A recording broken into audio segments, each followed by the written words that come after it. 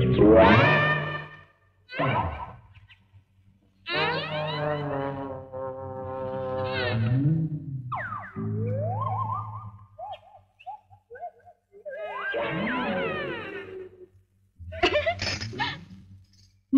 দিদি এদিকে কাজ সারছে, মোচাটা কিভাবে কাটে একটু দেখিয়ে দিন না। হাত কপাল, এত বড় ধাড়ি মেয়ে হয়েছে এখনো মোচা কাটতে পারো না? তোমার মামি তাহলে একদিন কি শিখিয়েছেন তোমাকে?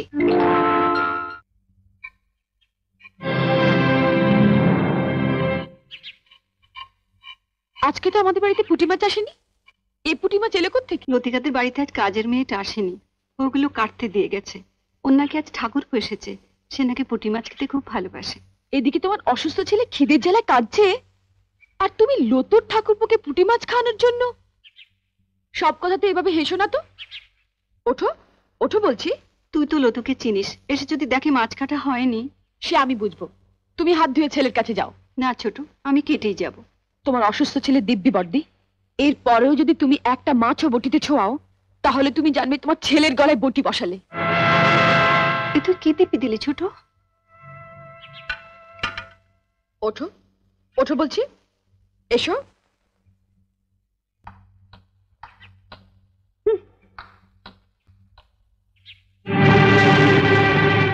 বড় বৌদি, বড় বৌদি, ও বড় বৌদি।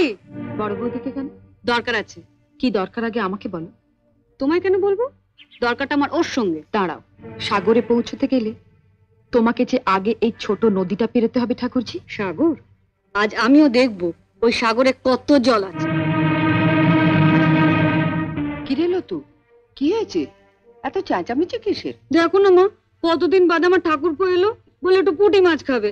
আমি সে কখন পুঁটি মাছগুলো কাটতে দিয়ে গেছি, আর তোমার বড় বউয়ের এত সাহস, ওগুলো না কেটে ঘরে খিল দিয়ে বসে আছে। আমি বড়দিকে মাছ কাটতে বারণ করেছি। তুমি বারণ করেছো? হ্যাঁ। কেন?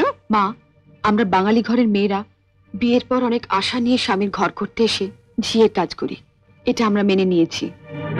কিন্তু তাই বলে পাড়া প্রতিবেশীর বাড়িতে ঝি না এলে তাদের বাড়ির ঝিয়ের কাজও আমাদের করতে হবে, এটা আমি কিছুতেই মেনে নিতে পারবো না। তা লতু পুঁটি মাছ কাটতে পারে না বলেই না? সে কি মা, আপনার মেয়ে পুঁটি মাছও কাটতে পারে না? সেদিন আমি মোচা কাটতে পারিনি বলে আপনি বলেছিলেন এত বড় ধাড়ি মেয়ে হয়েছো, এখনো মোচা কাটতে শেখোনি? তোমার মামি তোমাকে একদিনে কি শিখিয়েছেন?